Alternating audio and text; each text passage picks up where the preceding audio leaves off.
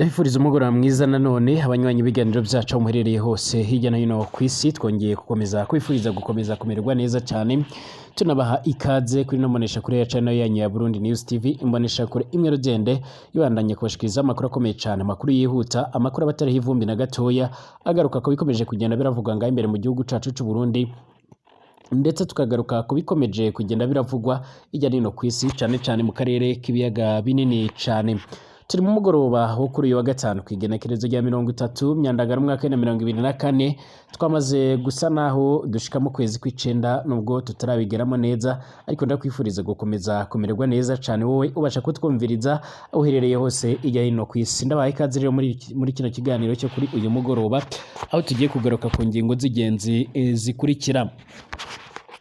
Mu gihugu cacu c'u Burundi rero by'umwihariko Reverien Ndikuriyo asanzwe ari umunyamabanga mukuru cyane wa CNDD-FDD, umugambwe uri ku butegetsi, ari kumwe n'ugwaruka rusanzwe by'umwihariko ari abanywanyi basanzwe babarizwa by'umwihariko muri uyu mugambwe uri ku butegetsi, urugwaruka ruzwi nk'imbonerakure rusanzwe bwifashishwa mu bikorwa bigiye bitandukanye. Bamwe batavuga rero rumwe n'ubutegetsi ngaha mu gihugu cacu c'u Burundi bakomeje kugenda bamaganira kure ibi bikorwa bikomeje kugenda bigaragazwa n'imbonerakure, mu gihe ku munsi w'ejo azaba by'umwihariko ari ku igenekerezo rya 31, azaba ari ku wa gatandatu Myandagaro umwaka wa 2024, hategerejwe umunsi mukuru rero wo kuziza imbonerakure nk'uko bikomeje kugenda bigaragara. Imbonerakure rero zisanzwe ziziza umunsi mukuru buri mwaka, ariko noneho by'umwihariko bakaba bari kumwe mu nama ikomeye cyane n'urundi rwaruka rugiye rutandukanye ngaha ku mugabane wa Afrika, by'umwihariko bakaba bari ngaha mu gihugu c'u Burundi. Abanyagihugu bamwe bariko barakubita agatoki ku kandi bavuga ko rero imbonerakure nk'izi ari abicanyi batari bakwiye by'umwihariko kuba bohabwa agaciro. Turagaruka ku byaje kugenda biratangazwa namwe mu batavuga rumwe na leta bakomeza kugenda bagaragaza ububi bw'imbonerakure mu gihugu c'u Burundi. Kandi andi makuru akomeye cyane akomeje kugenda aravugwa, hakomeje kugenda haratangazwa amakuru akomeye cyane by'umwihariko aho abanyagihugu bakomeje kugenda barasabwa cyane cyane ugwaruka rwaba rwifuza kuba rwo kwinjira mu gipolisi cyangwa se mu gisirikare, yuko by'umwihariko ruhawe ikaze aho gutangura kujya kwiyandikisha mu bice bigiye bitandukanye, cyane cyane mu makomine basanzwe babarizwamo nk'uko bikomeje kugenda bigaragara. Ni mu gihe rero bamwe mu banyagihugu cyane cyane ugwaruka rukomeza kugenda rugaragaza neza ko rutatinyuka kuba rwo kwishora muri ibi bikorwa, mu gihe bamaze kugenda babona yuko rero bamwe bakomeza kugenda barahura n'ibibazo bigiye bitandukanye. Nyuma yuko rero hari amakuru yakomeze kugenda arashyirwa ahagaragara yerekana neza yuko ngaha muri kino gihugu c'u Burundi hariko harakogwa ibikorwa bigiye bitandukanye, cyane cyane ibikorwa bisa naho bigendanye by'umwihariko ibikorwa bigendanye no kurubanura cyangwa se ibikorwa bigendanye by'umwihariko n'ubwoko, cyane cyane aho bamwe mu banyepolitike bagiye batandukanye bashizeho amabwiriza akomeye cyane agendanye no kuba mu bwoko bw'abatutsi bagomba kuzojya bararobanurwa, ubundi bagaca barajyanwa mu bigo bigiye bitandukanye nk'uko bikomeje kugenda bigaragara, cyane cyane bagahabwa imyimenyerezo ibajyana ku rugamba muri Repubulika Iharanira Intwaro Rusange ya Kongo. Bamwe rero mu banywanyi b'imigambwe igiye itandukanye n'abasanzwe barongoye indi migambwe itavuga rumwe na leta bakomeza kugenda bavuga yuko rero atagwaruka rwabo bashaka ko gojya muri ico gisoda, mu gihe byakomeje kugenda bigaragara neza ko ari igisoda kidafututse. Turagaruka ku bikomeje kugenda biravugwa rero by'umwihariko ku ruhande nga muri Repubulika Iharanira Intwaro Rusange ya Kongo, akomeje kugenda aravugwa amakuru menshi cyane yihuta, amakuru akomeye cyane, amakuru adafise ivumbi agendanye n'ibibazo by'umutekano bikomeje kugenda bigaragara muri kino gihugu. Perezida w'icyo gihugu yavuze ko rero icyo gihugu cyiteguye gutanguza ibitero bikomeye cyane ku muhari wa M23 mu rwego rwo kugira ngo babashe kuba bawambura ibice byose wamaze kugenda wigarurira.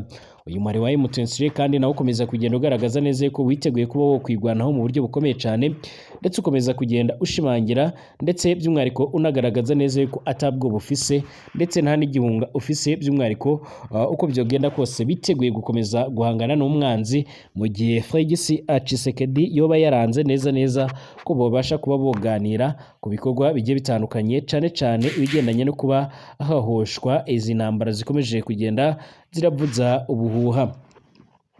Muri Kongo kandi hamaze kugenda haravugwa amakuru akomeye cyane aho ubutasi bwa gisirikare bwafunze umuganga bumuziza kuvura abanyamurenge, mu gihe abanyamurenge ari bamwe mu bantu bakomeje kugenda by'umwihariko bangwa ku buryo bukomeye cyane, ari naho M23 yavuze yuko rero idashobora gukomeza kwihanganira ibyo bibazo byose. turagaruka ku gitero cya Israel muri West Bank cyahitanye komanda wa Hamas muri Jenina nk'uko amakuru akomeza kugenda arabivugwa, hamwe n'ahandi ho n'ayandi yose yakomeje kugenda aravugwa muri uyu mugoroba. Mwese turabahaye ikaze abanywanyi b'ibiganiro byacu mubandanya kutwumviriza muherereye hirya no hino ku isi. Turabahaye ikaze aho duhererenga muri studio zacu Bujumbura mu gihugu cacu c'u Burundi. Abatwumviriza namwe muherereye mu ntara zigiye zitandukanye tubahe ikaze, abatwumviriza muherereye mu bihugu bigiye bitandukanye ku mugabane wa Afrika, ku mugabane Buraya, Asia, Australia, Amerika ndetse n'ahandi hose, mwese tubahaye ikaze. Reka mbibutse hari ubwa mbere usanga hari rero byonda handitse sabone kugira ngo ucoronka amakuru n'ibiganiro byacu mu buryo bwihuse cyane, utange n'igitekerezo ukande like by'umwariko, ubundi ibiganiro byacu unabisangize ku nshuti zawe, urebe no hirya gatoya ahantu hari akamenyetso kameze nk'inzogera upyondeko kugira ngo ibiganiro byacu bibashe kugenda birakugeraho 5 kuri 5. Amakuru yacu rero reka tuyatangurire ngaha muri kino gihugu c'u Burundi nkuko bikomeje kugenda bigaragara. Abanyepolitike bamwe na bamwe cane na bamwe basanzwe baratabariza abarundi bari mu kaga bakomeje kugenda bamaganira kure icyo bise rero ico bise umunsi mukuru w'imbonerakure nkuko bikomeje kugenda bigaragara. Izi mbonerakure zikomeje kugenda zirarangwa n'ibihe bidasanzwe by'umwihariko bitigeze birabaho, aho zikomeje kugenda zirangwa n'ubwicanyi, ubugizi bwa nabi ndetse n'ibindi bikorwa bigiye bitandukanye. Ni mu gihe imbonerakure arizo ziri kugenda zirifashishwa haba mu koherezwa muri Repubulika Iharanira Intwaro Rusange ya Kongo mu kujya kugwana, ariko kandi izi mbonerakure zisigenga mu gihugu c'u Burundi akaba arizo zifashishwa mu gutoteza ndetse no kwica abo mu bwoko bw'abatutsi, aho hamaze kugenda yaramenyekana amakuru yuko nyiricubahiro Evariste Ndayishimiye yoba adashaka yuko ari uwo mu bwoko bw'abatutsi yaguma mu mwanya ukomeye cyangwa se yogira icamaranga mu gihugu c'u Burundi. Ni mu gihe amakuru akomeza kugenda adusumira avuga yuko rero icyo gihugu coba cyifuza yuko rero abo mu bwoko bw'abahutu aribo bakomeza kugenda bagaragara ngaha muri kino gihugu c'u Burundi, ibyo bamwe bakomeza kugenda bashimangira ndetse bakanagaragaza neza yuko by'umwihariko ari nabyo ngaha muri Repubulika Iharanira Intwaro Rusange ya Kongo nabo bamaze kugenda barahitamo.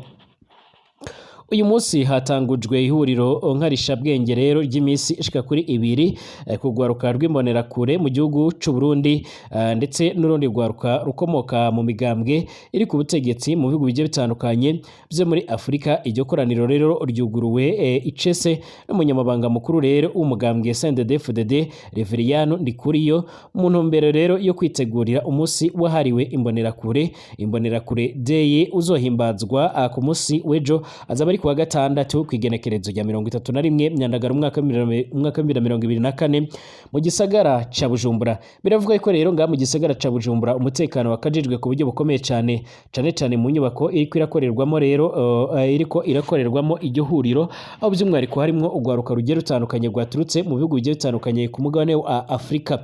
Icakora kandi bamwe mu migambwe igiye itandukanye itavuga rumwe na leta cyane harimo n'abasanzwe bazwiho gutabariza abarundi bari mu kaga, by'umwihariko abarimo nka Pacifique Ninahazwe bakomeje kugenda baratanga ubutumwa bugiye butandukanye, bakomeje kugenda baramaganira kure rero bimwe mu bikorwa bigiye bitandukanye cyane ubugizi bwa nabi busanzwe burakorwa n'imbonerakure nk'uko bikomeje kugenda bigaragara, nk'uko bikomeje kugenda bitangazwa. Kandi by'umwihariko izi mbonerakure nizo zikomeza kugenda zigerageza kunyuruza abantu. Hari aho yapostinze cyangwa se aho yanditse kuri Facebook yiwe uyu Pacifique Ninahazwe ati abantu barapfa amatati asanzwe, bamwe bakikora mu batwara iperereza amatati agahindurwa ibyaha bijyanye n'umutekano, maze abantu bagakomeza kugenda baranyuruzwa ngaha mu gihugu c'u Burundi.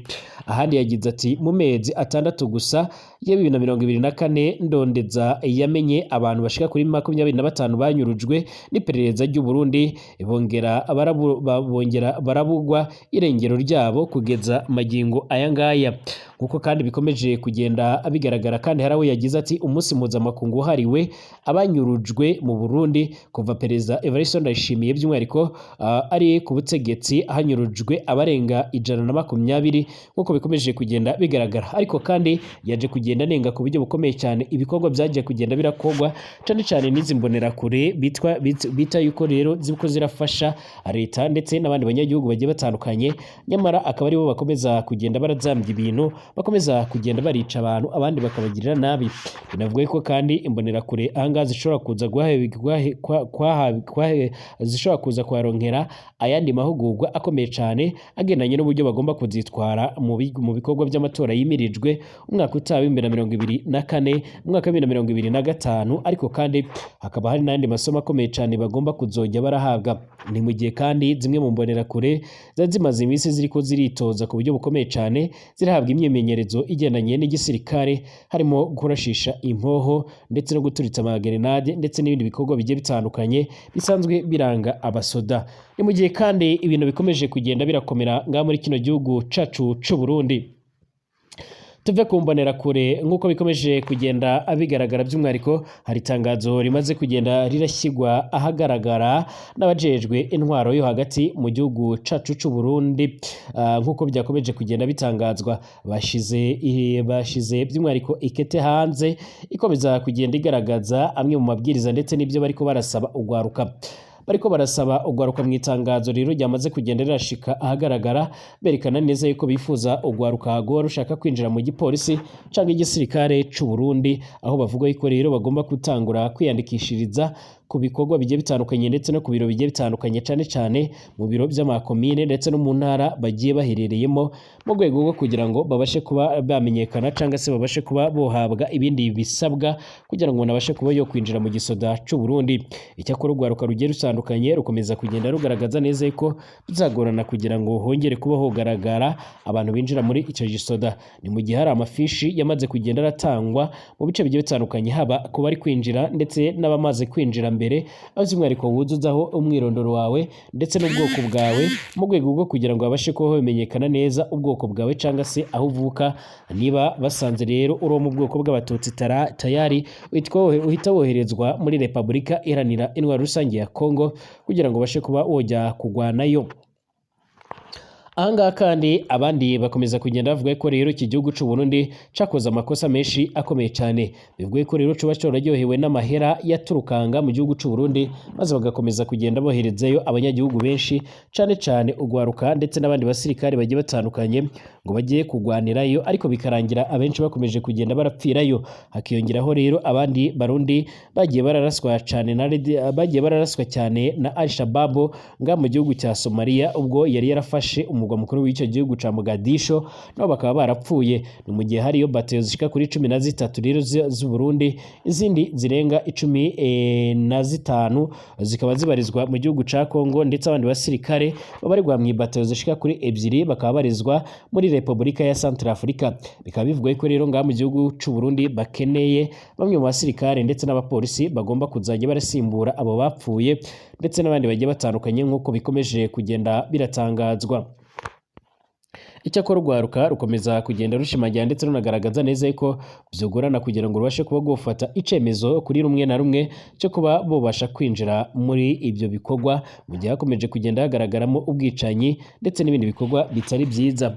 Dukomeze muri Repubulika Iharanira Intwaro Rusange ya Kongo, umuganga witwa Alexis Ndakize afungiye rero muri gereza y'ubutasi ya gisirikare ya Uvira mu ntara Kivu y'Amajyepfo mu bumanuko bwa Repubulika Iharanira Intwaro Rusange ya Kongo kuva kuwa Mungu kwigerekerezo rya 24 Myandagaro umwaka wa 2024 nk'uko bikomeje kugenda biratangazwa.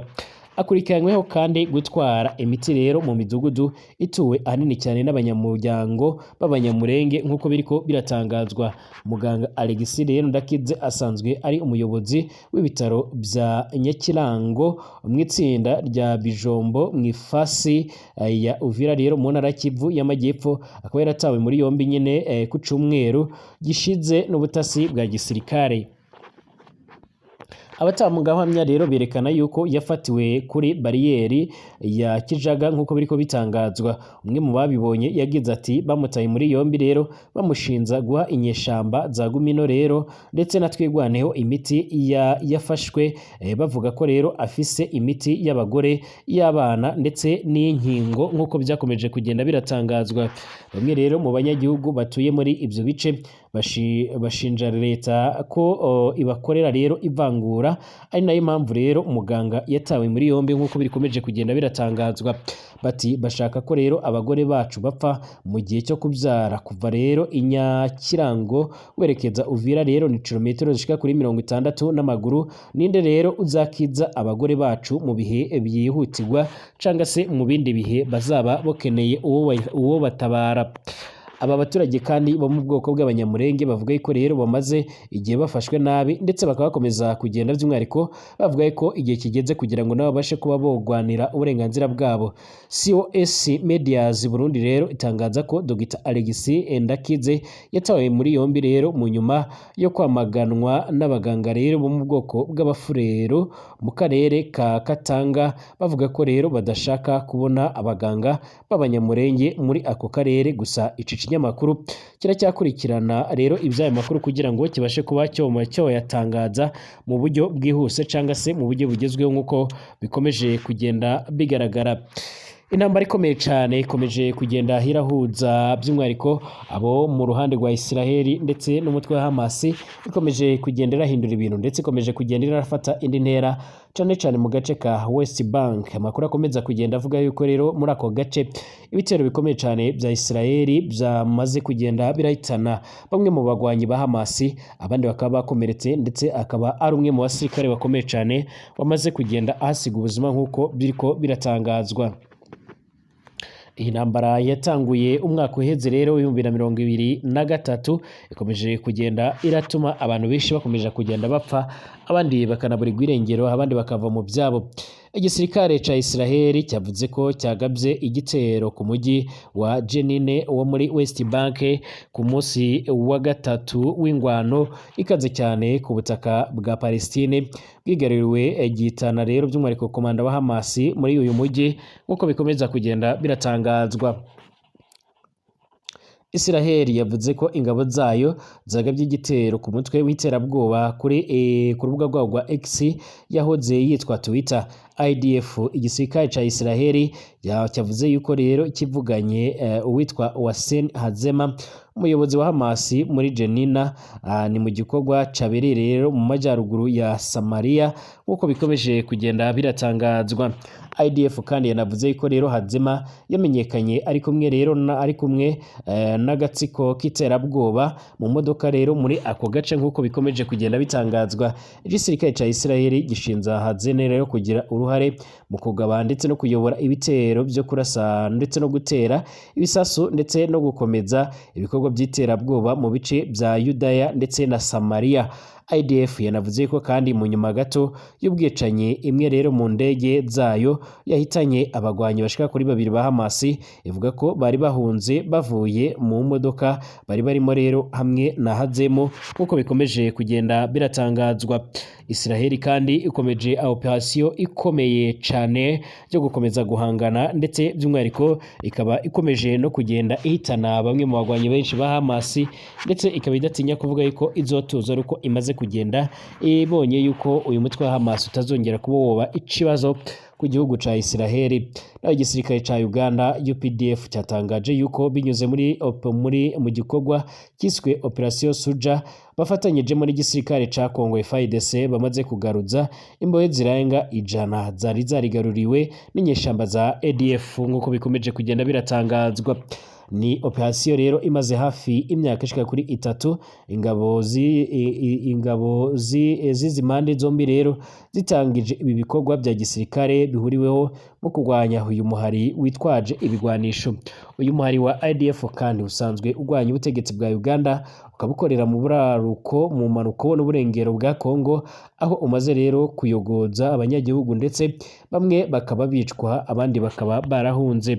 Igisirikare ca Uganda kivuga ko rero imfungwa zirenga 100 zabohojwe kuva rero iyo gahunda itangiye. General Felix Kuraige rero umuvugizi w'igisirikare ca Uganda yatangarije ijwi rya Amerika ko hari byinshi bamaze rero kugeraho birimo guca intege IDF ndetse no kubohora abagizwe imbohe n'uwo muhari. Ingabo za Uganda kandi zivuga ko nubwo rimwe na rimwe abagwanyi ba ADF rero bagaba ibitero ku butaka bwa Uganda, hari benshi bishwe bagiye bicwa abandi bakagenda barafatwa mpiri. Uyu mubare wa ADF kandi ukunze kwibasira ibice bigiye bitandukanye byo mu ntara Kivu ya ruguru, Ituri by'umwihariko umaze imyaka ishika kuri 20 ukorera muri Congo. Amerika yashyize rero ADF ku rutonde umutwe w'iterabwoba, dore yuko uyu mutwe umaze n'igihe uzengereza ndetse umaze n'igihe uhangana ku buryo bukomeye cyane n'iki gihugu ca Uganda. Ndabashimiye mwese abanywanyi b'ibiganiro byacu ko mubana natwe 5 makuru n'ibiganiro tubandanya kubashikiriza ndetse no kugenda turabagezaho. Mukomeze kugira umugoroba mwiza.